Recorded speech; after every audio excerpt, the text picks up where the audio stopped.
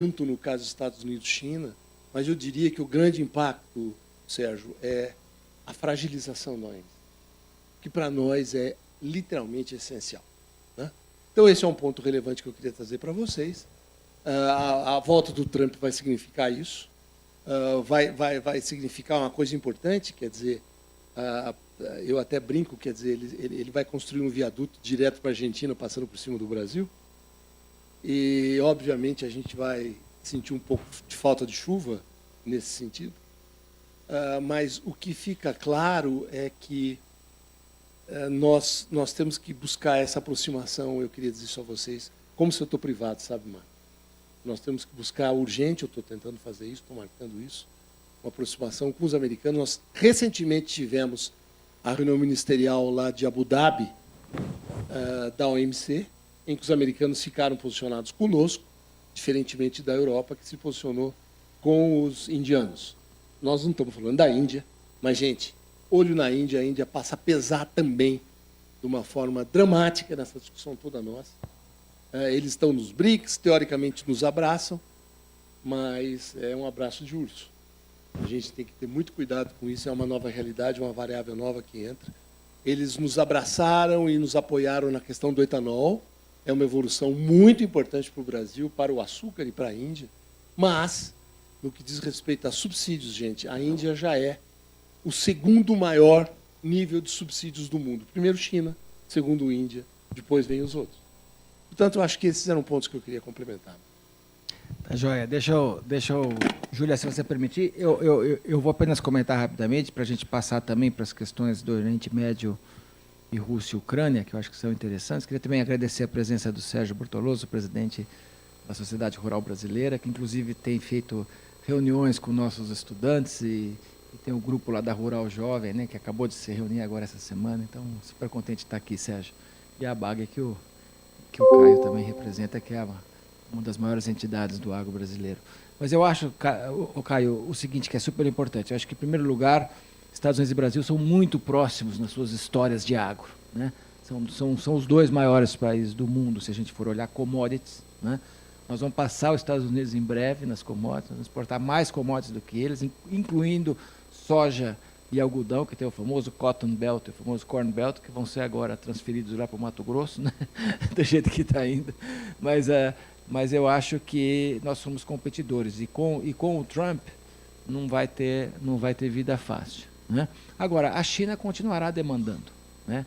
Na soja não tanto, porque a coisa meio que estacionou, mas o milho está começando a crescer na China e tem um potencial extraordinário, as carnes continuarão, né? A celulose também, quer dizer, então eu acho que a pergunta que eu faço até para vocês um pouco é, nesses novos rearranjos que estão vindo aí, tipo BRICS, em vez de... Porque não dá para esperar que o sistema ONU consiga avançar, né? Porque nem a ONU funciona, nem a OMC funciona, nem a Organização Mundial de Saúde, né? Essas instituições do pós-guerra estão hoje muito decadentes e sem capacidade de resolver os problemas. A ONU não consegue resolver as duas guerras que estão aí, certo? A Organização Mundial de Comércio não consegue resolver as questões quando há disputas comerciais.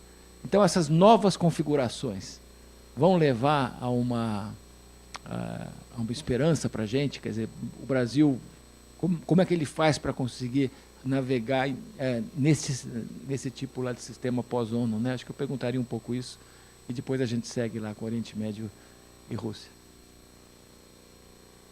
É você? Perfeito. Não, olha, eu acho que essa proliferação de instituições e fóruns multilaterais, ou talvez expandindo os que já existem e aumentando os membros, acho que é primeiro um sintoma de uma fragmentação geopolítica profunda, né? Até nós na Eurásia, a gente brinca que fomos de um mundo, né, guiado pelo G7, para o G20, e até o meu chefe Ian Bremmer denominou a palavra G0, para tentar revelar que nós estamos vivendo com a falta de governança global, não é? E se a gente olha o que está levando a essa fragmentação geopolítica, né, uma competição geoestratégica Estados Unidos e China, a opinião pública está podre nos Estados Unidos, na Europa, em vários países, então lideranças olhando para dentro. o colapso do centro político. Então, a combinação dos dois, eu acho que não é por acaso que estamos com vários conflitos mundiais hoje. Infelizmente, o nome do jogo é tentar atuar nos múltiplos fóruns que existem e criar coalizões táticas, né? Olhando mais como o Brasil, como um país como o Brasil. Eu até acho que muitas vezes em Washington você tem o esforço de tentar denominar graus de alinhamento para a China e os Estados Unidos. Até mapa você colocou aqui, Marcos muito bem colocou no lado geopolítico. Eu acho que existe um número de países que estão tentando jogar os dois lados é maior do que esses mapas geralmente tendem a revelar. Então, eu acho que o grau de liberdade de países do sul global estão crescendo exatamente porque você está tendo um realinhamento geopolítico profundo. E quando você é um país de potência média como o Brasil, o que você precisa fazer é encontrar as alianças táticas, né? Seja no lado agro, seja no lado etanol com a Índia, talvez com a Índia você faz uma aliança sobre biocombustíveis e etanol, você não está alinhado lá do subsídio do lado do setor agro. Então, acho que vai ter uma certa heterogeneidade nos instrumentos de política externa e ter que utilizar cada fórum para os seus próprios fins.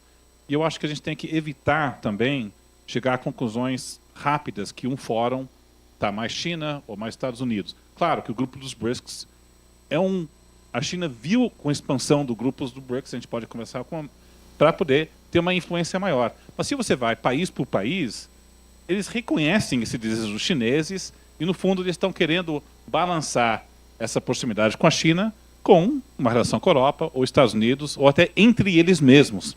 Então, a gente até pode dar várias vignettes, mas acho que é muito mais complexo do que um grupo dominado pela China ou um grupo dominado pelos Estados Unidos. Então, infelizmente, Marcos, acho que a gente vai ter que olhar tema por tema e colisões distintas entre os países e não vai ser uniforme.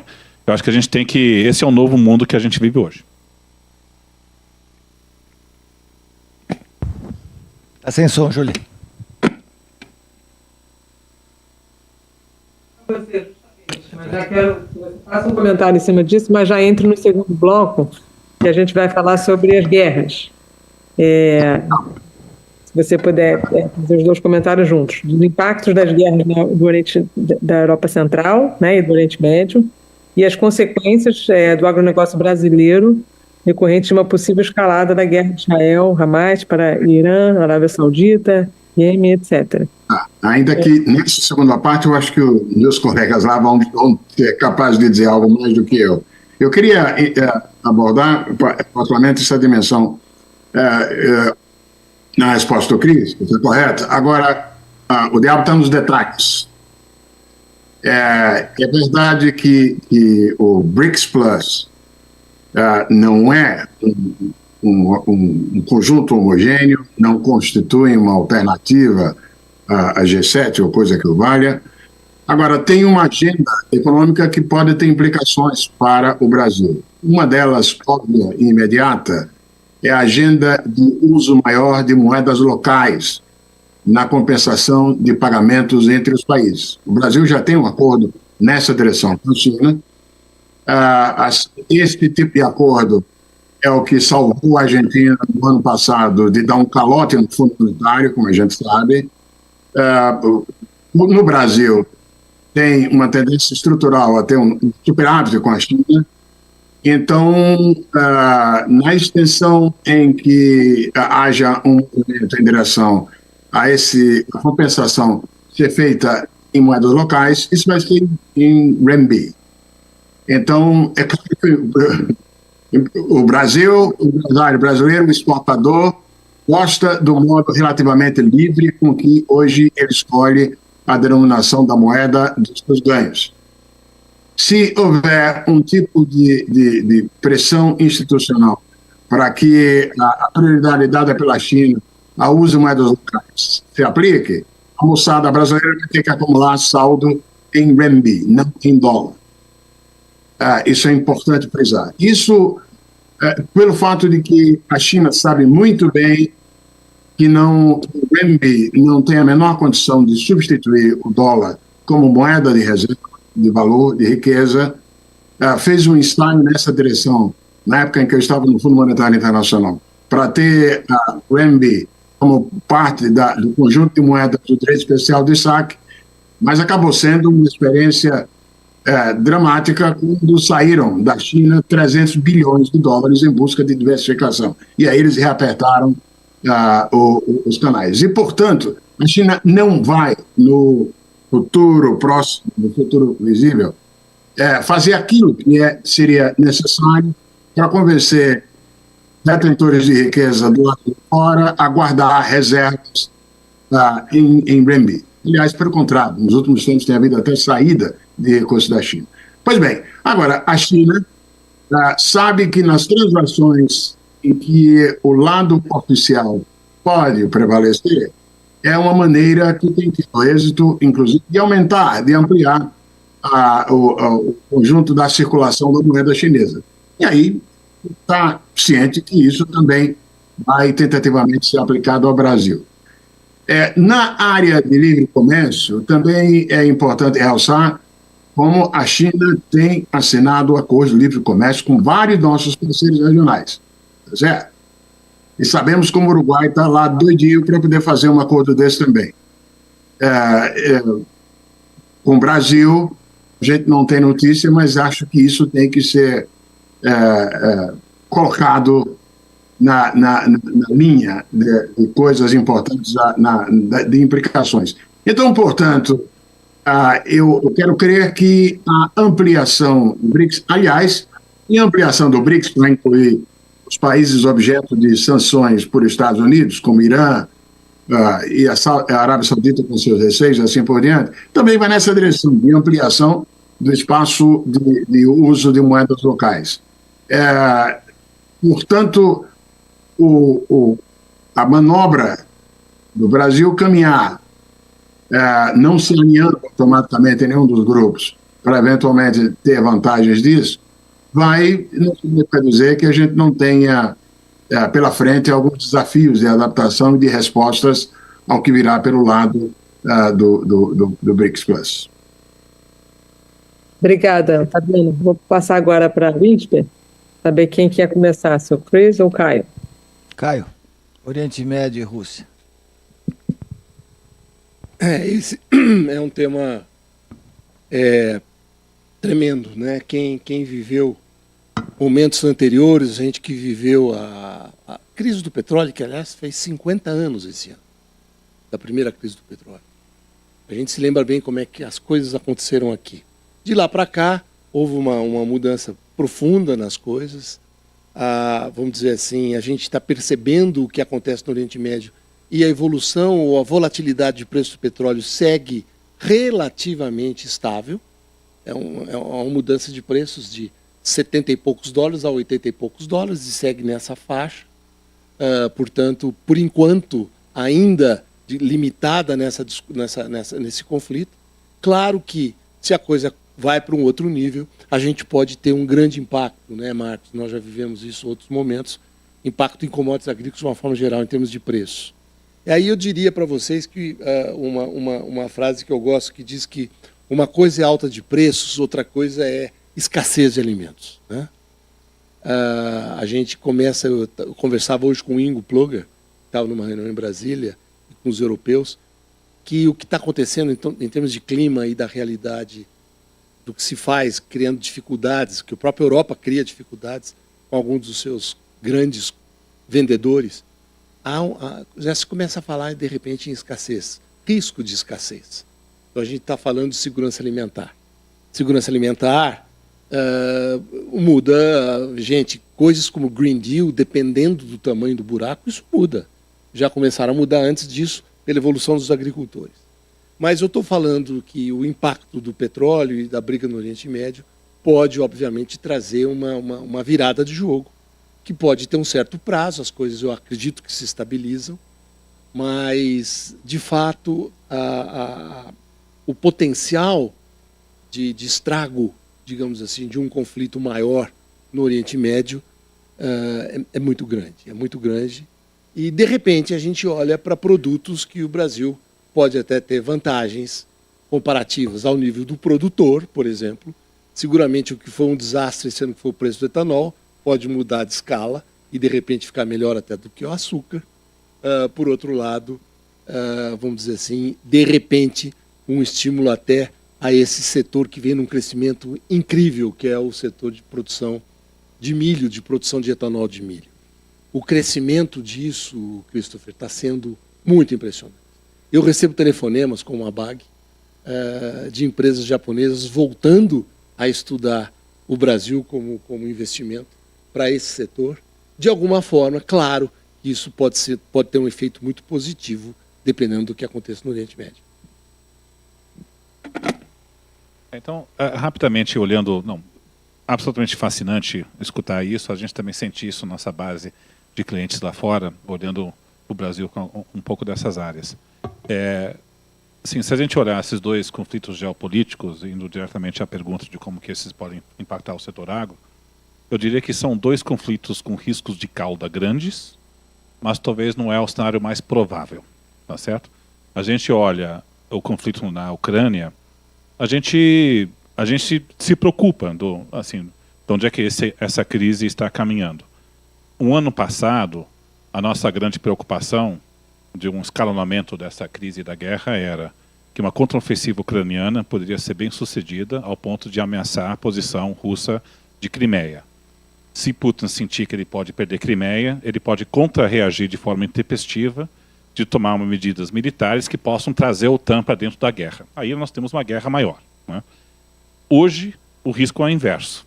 A vantagem militar agora está com os russos estão sem falta de munições, sem falta de pessoal, os ucranianos estão com as faltas dos dois. E estão fazendo equívocos estratégicos militares na condução dessa guerra, que está gerando muita frustração do lado da OTAN.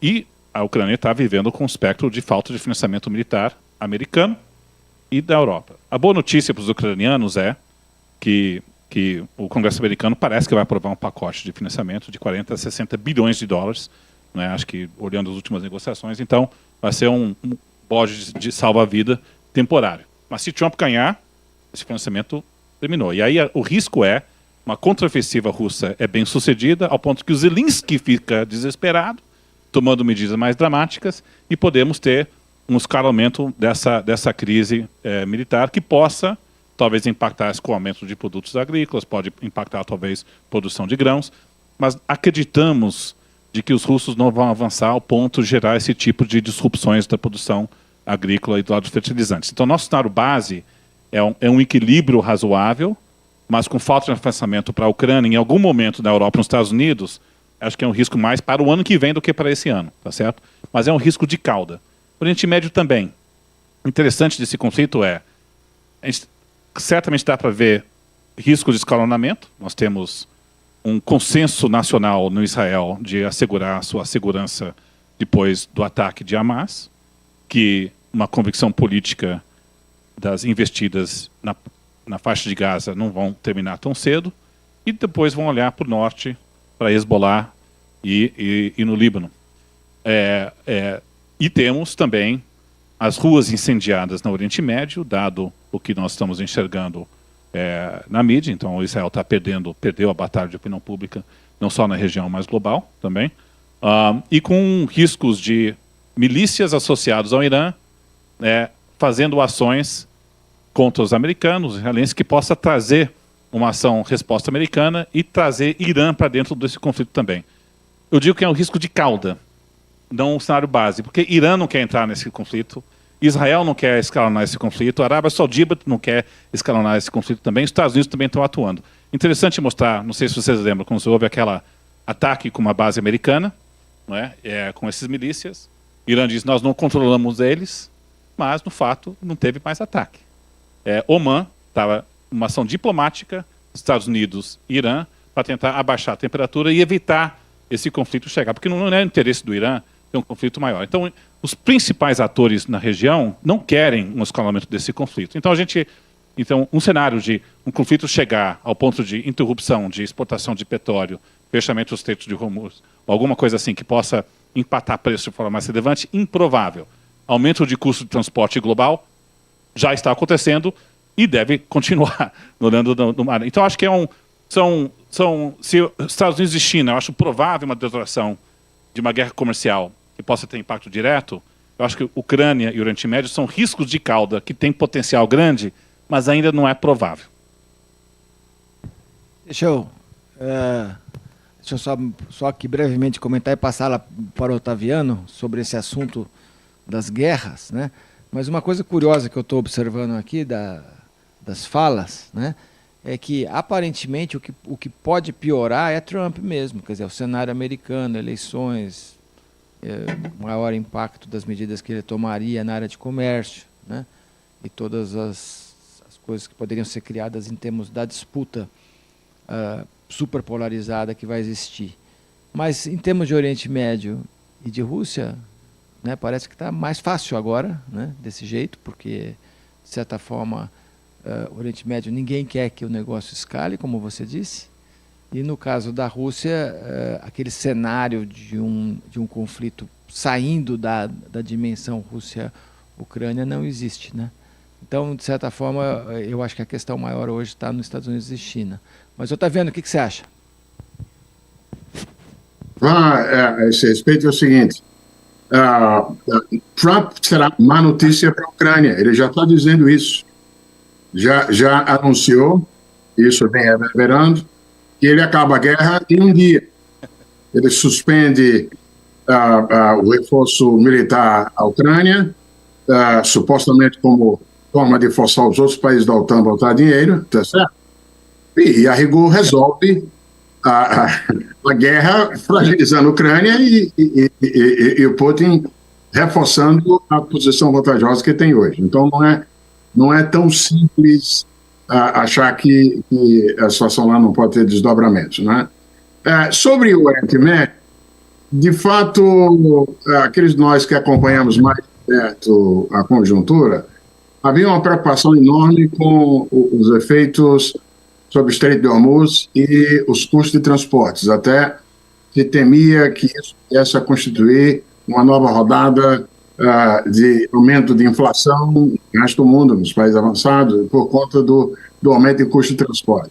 Isso, quando juntou com as mudanças climáticas afetando o Canal do Panamá, e isso, de fato, está mapeado. O Fundo Monetário está fazendo agora um acompanhamento muito interessante, justamente dos fluxos e dos riscos e das eventuais estrangulamentos nas cadeias, desde aquilo que a gente viu durante a pandemia. Mas a verdade é que teve aumento de custos com desvio de transporte, de linhas de transporte lá para baixo da África, etc. e tal, mas não chegou a constituir, digamos assim, um choque sistêmico. Agora, a mudança, a evolução do peso da opinião subjaz, inclusive, a nova atitude americana, como essa, depois de jogar alimentos por via aérea na faixa de Gaza, agora vai abrir o porto lá. Vai ter desembarque via americanos de comida lá na faixa de Gaza. O que, evidentemente, não foi bem visto por Netanyahu, né? O meu ponto apenas é que os processos não estão longe de ser exauridos nessa área também. Agora, por enquanto, calma, tá certo. Obrigada, Otaviano.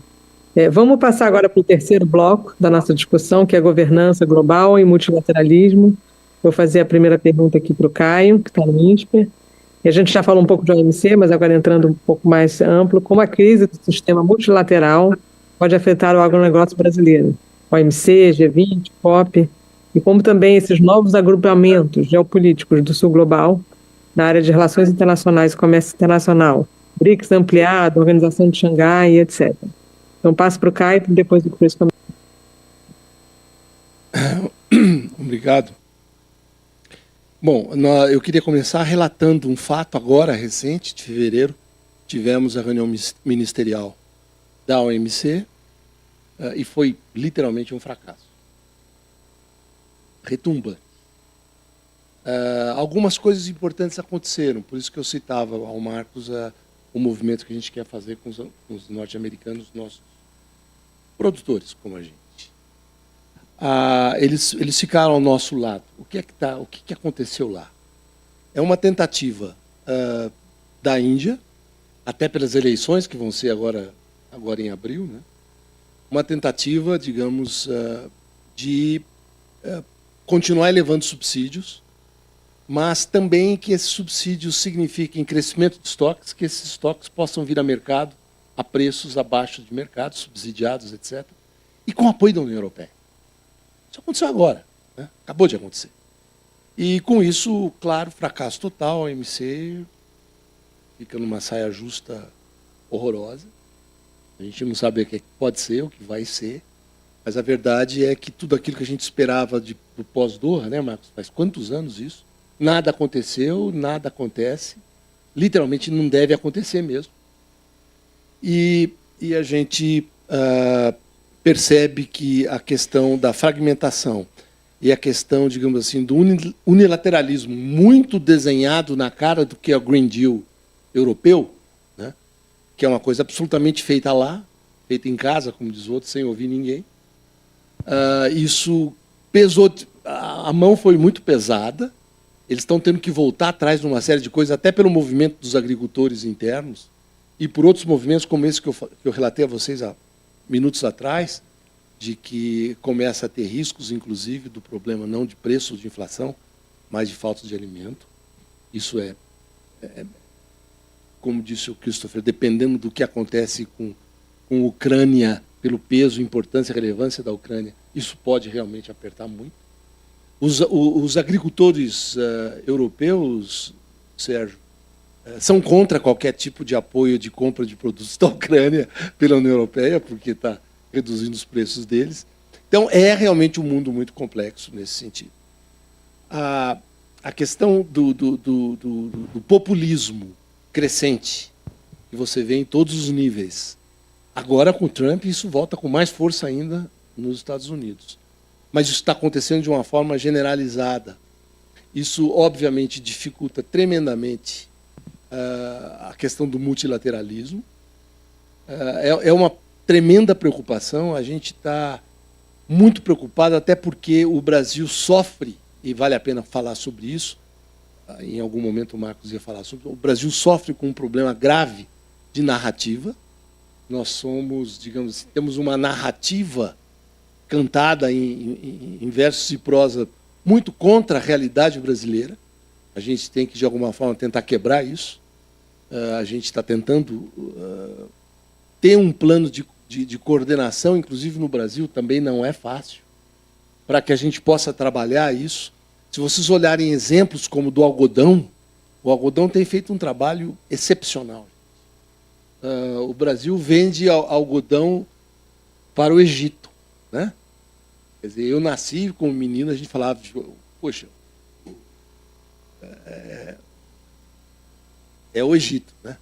E está lá o nosso algodão. Então, nós temos um trabalho enorme interno para fazer, muito forte, de coordenação, mas, de qualquer modo, nos preparando para aquilo que está sendo desenhado, que é a dificuldade enorme da volta da lógica do multilateralismo como nós queremos, com uma OMC reforçada ou reajustada de algum modo, que acaba virando esperança e talvez não vai acontecer. Deixa eu interromper aqui, só passar rapidamente para os meninos do AgroInsp, porque eu queria que eles fizessem uma pergunta para vocês, já que tem tantos aqui que são lá do AgroInsp, quem que poderia fazer? Guilherme. A gente já está com o tempo avançado, por isso que eu tô passando já para algumas perguntas.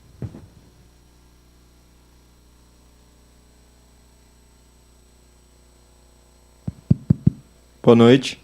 Antes de começar a fazer as perguntas, queria agradecer imensamente pela presença. Acho que trazer esses temas para dentro do INSPER é importantíssimo tanto para a nossa entidade quanto para o desenvolvimento do centro de pesquisa.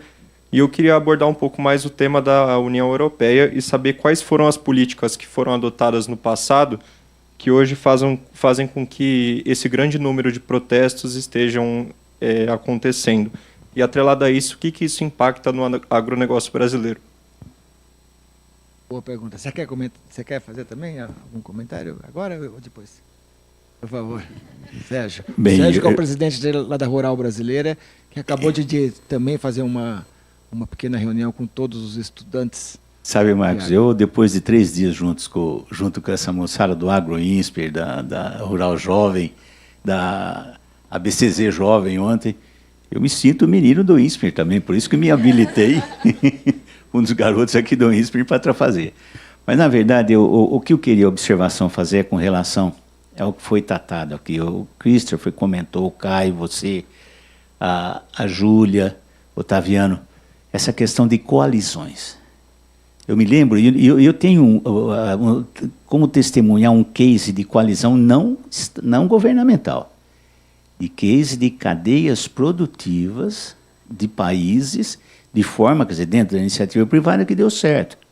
Uma delas, o Marcos conhece bem, essa que foi a questão da MAISAL, a Maize International Alliance, onde nós fizemos, na ocasião, pela Bramilho, ainda naquela época estava no posto, quando eu chamei o Paulinelli para vir, fiquei conhecendo o Paulinelli, tinha uma admiração. Só um detalhe, ele participava do evento lá da Fundação Norman Borlaug, ele foi laureado, né, com o The World Food Prize. O Roberto era do conselho da Fundação Norman Borlaug.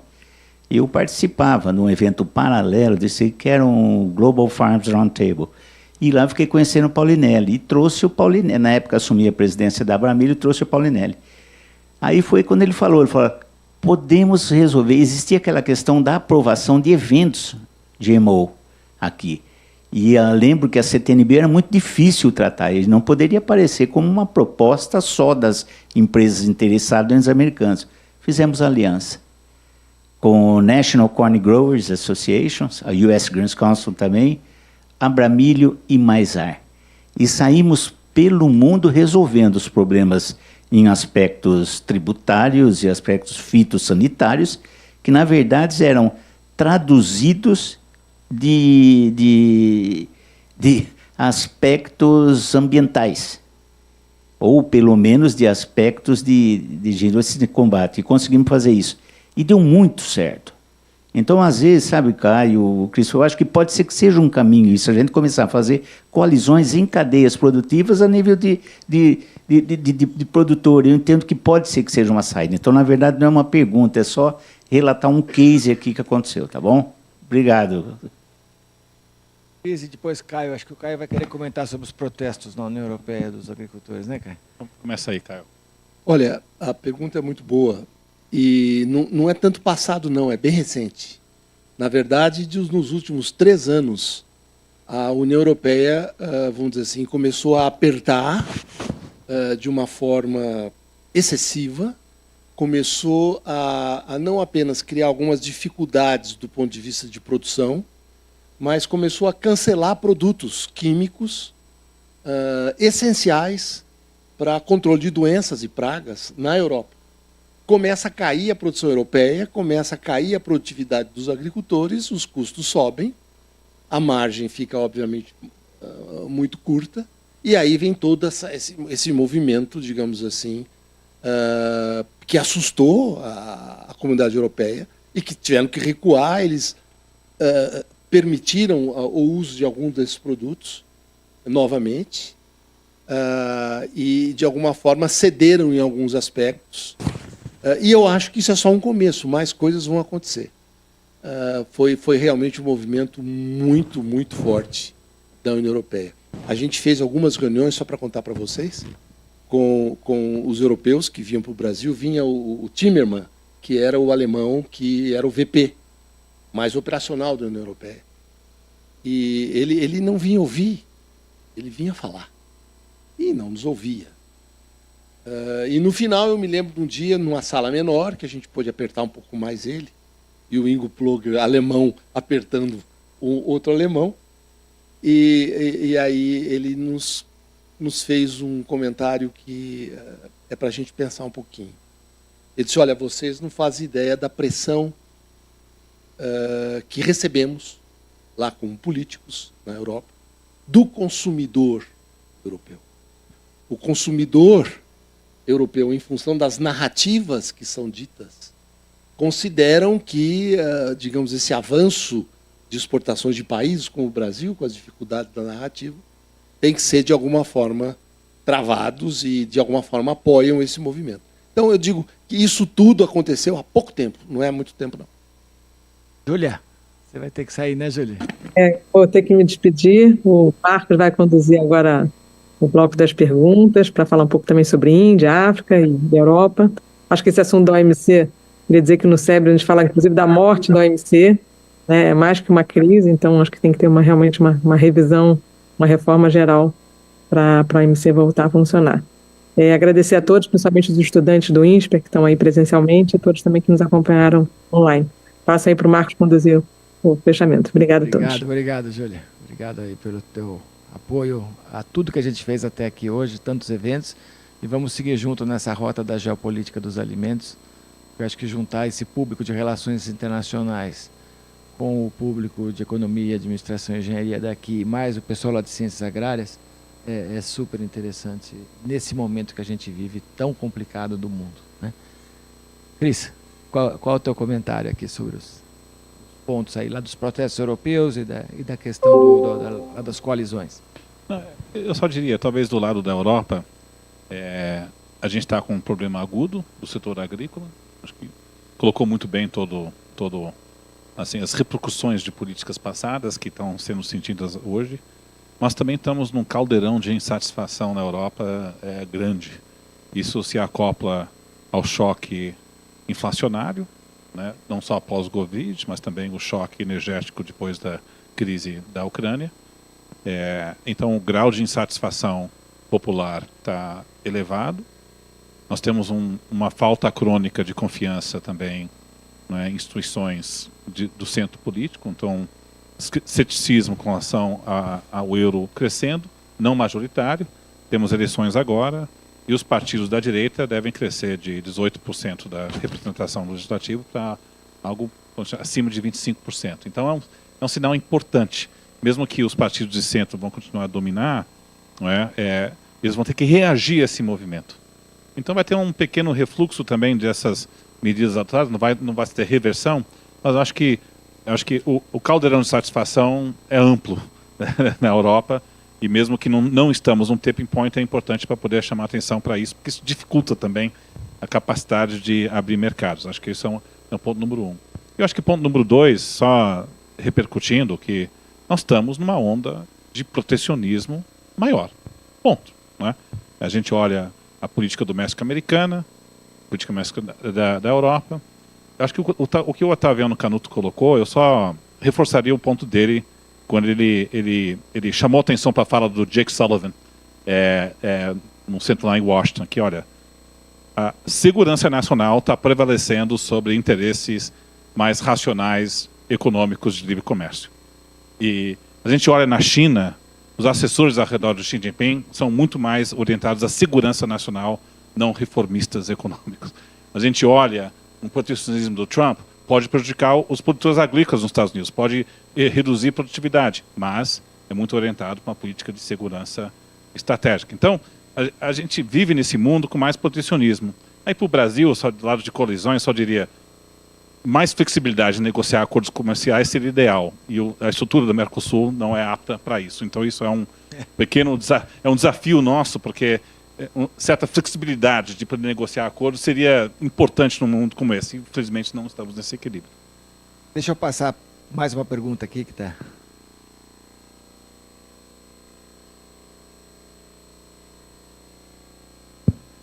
Boa noite. Eu queria agradecer de novo a presença de vocês aqui. A minha pergunta vai ser mais direcionada para o primeiro bloco.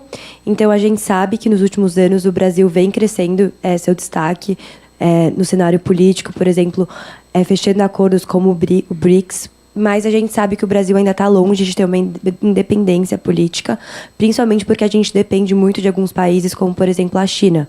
Então, eu queria entender se vocês acham que a relação do Brasil no BRICS é uma intensificação dessa dependência que a gente tem com a China ou é uma oportunidade para a gente ter mais acesso a novos mercados, a novos países, por exemplo, com a discussão de entrada de novos países no bloco, como o da Etiópia? Otaviano, pode pegar essa aqui? A estratégia BRICS. Tá bom, tá bom. Mas eu queria dizer uma coisinha sobre OMC.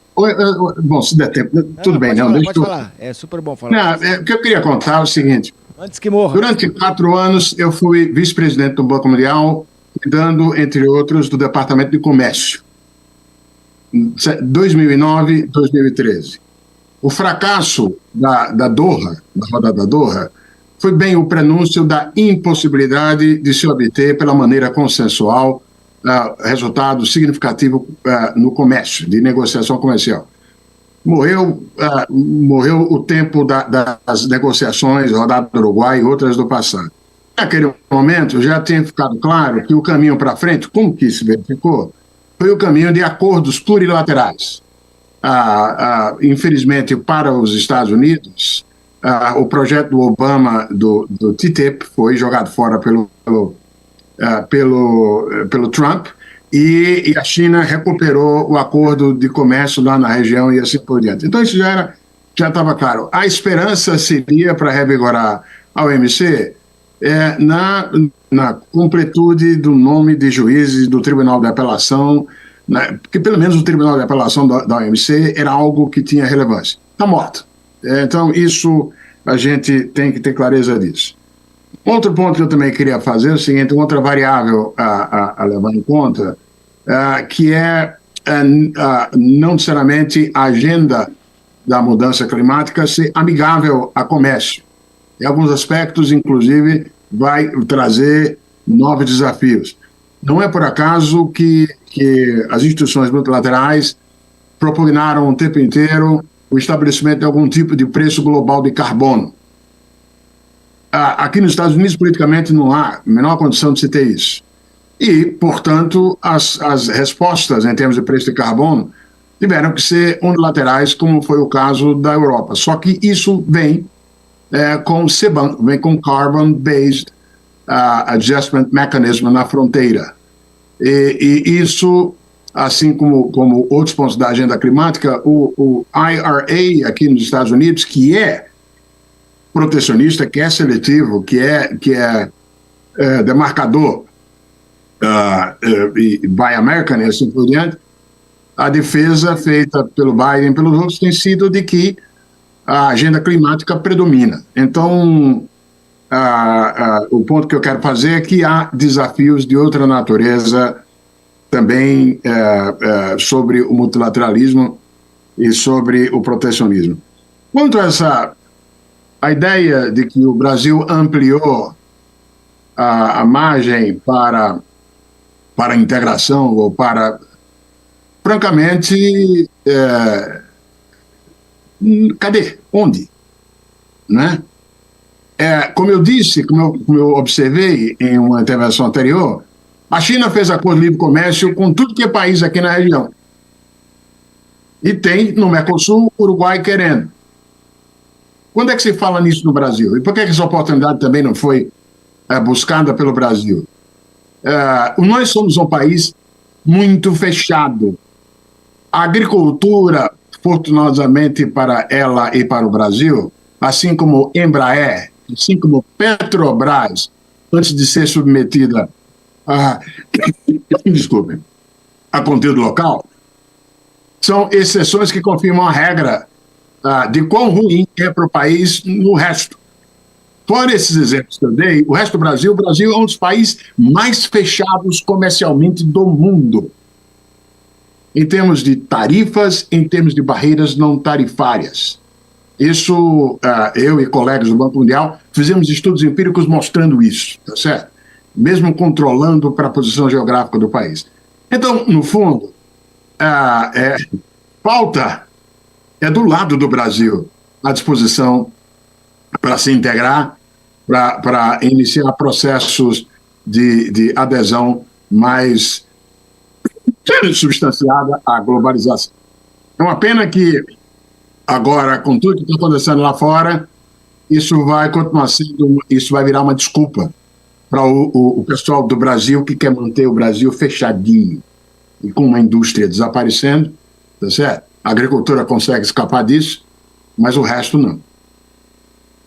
Muito obrigado, Otaviano. Vamos então para as últimas palavras aqui, que já são 8 horas e 4 minutos. A gente começou um pouco mais tarde, mas vamos aos últimos pontos aqui. Eu queria que cada um de vocês, rapidamente, um minuto e meio, falasse em relação a ameaças e oportunidades da geopolítica para o Brasil e para o agro, né? Acho que para vocês aqui, Otaviano e Cris, seria mais para o Brasil, quer dizer, como é que o que vocês sinteticamente falariam que precisaria ser feito pelo governo brasileiro, pela sociedade nesse momento, qual que é a principal estratégia, e Caio e eu falamos sobre agro.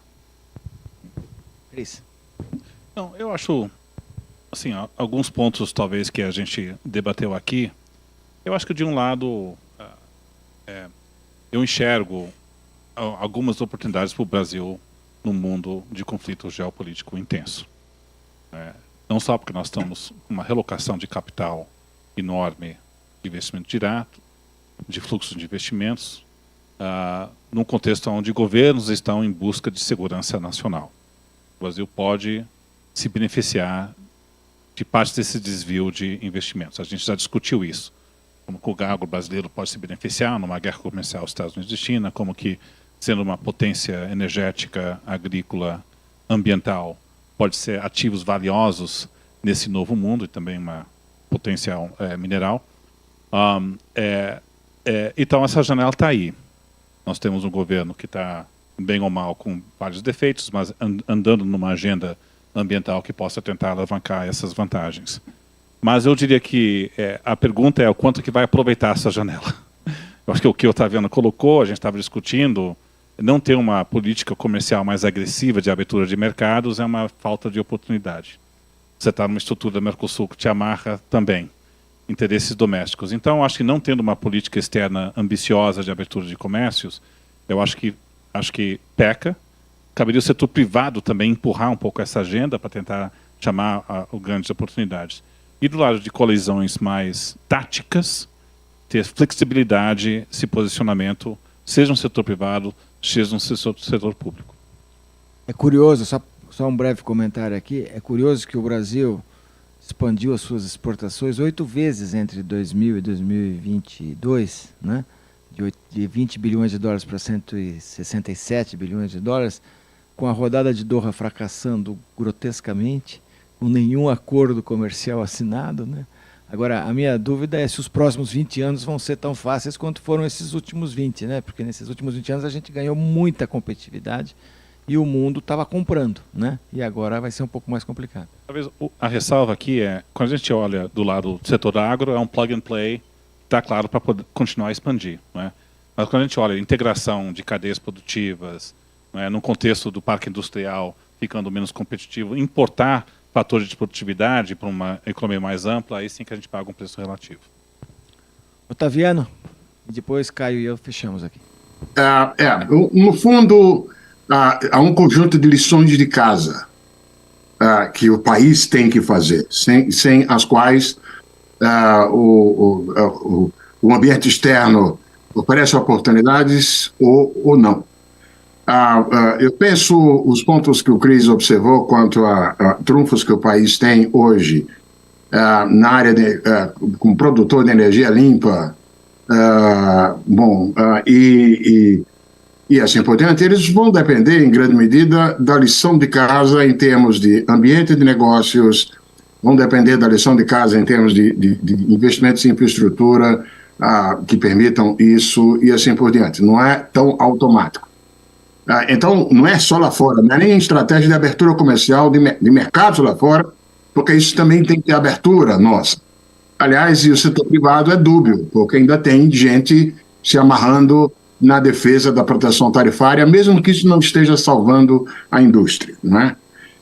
Eu também queria reforçar o ponto de que... Não, eu paro por aqui, vai. Não, pode ser o último ponto, rapidinho, fala. A lição de casa vou dar um exemplo que me surpreende. Todo mundo sabe quão importante, quão impactante vai ser a transição energética sobre a demanda de recursos minerais críticos. Tá? Eu, aqui em Washington, e Eu vejo o mundo inteiro, a Malta toda por aí fora, falando de mapas, de mapeamento de recursos minerais críticos. Eu, no Brasil, pergunto às pessoas, tá certo? E ninguém sabe, ninguém consegue me dizer onde é que tem disponível um mapa de recursos minerais críticos. A China tem. A China mapeou o mundo inteiro. A China tem um grosso da capacidade de refinamento de recursos minerais críticos no mundo. Produz bastante e tem um mapeado o resto. Está na África toda, está lá na República Democrática do Congo. E a República Democrática do Congo contratando a milícia Wagner para ajudar na produção lá. A gente tem aqui na América do Sul aí as possibilidades de lítio com todos os riscos ambientais e sociais e de governança, etc. E tal. Agora, eu acho impressionante é que eu perguntei a uma autoridade brasileira, ninguém me fala do mapa de recursos minerais críticos. Deve ter. Mas o meu ponto para reforçar é que tudo que a gente está falando hoje aqui depende muito mais do homework do Brasil do que lá fora. Obrigado. Perfeito, excelente. Caio. Fala para esses jovens aqui, Caio, que vão pegar esse mundo complicado daqui para frente. Eu acho que vocês estão no barco certo. E esse barco já saiu. Esse barco já está em alto mar, né? Ele não volta mais. Só a velocidade dele é que vai depender muito da competência de vocês, né? E do Brasil. Mas eu acho isso essencial. Quero dizer a vocês que a discussão da transição energética passa obrigatoriamente pelo Brasil. E essa é uma força extraordinária que nem sempre nossos governantes conseguem entender, né, a grandeza disso. A gente seguramente participa da discussão da segurança alimentar. Nós falamos da transição energética, portanto, não é só a segurança energética, mas também a questão da descarbonização. A gente está na frente disso tudo, e bem na frente. Só que quando a gente fala isso, Cris, a gente olha e fala assim, puxa, interessante, a China está na frente de todos em energia renovável. É a China que está na frente de energia renovável. Portanto, essa dissociação, essa discussão, eu volto no tema antigo, mas é rápido, Estados Unidos, China, na dependência que há entre eles, é alguma coisa que não vai acontecer. Não vai acontecer, por mais que seja o bonito topete do Trump, não vai acontecer, né? De qualquer modo, eu quero dizer que as oportunidades ao Brasil são realmente fabulosas. E obviamente, acredito que vocês pegam essa página virada de uma forma muito positiva.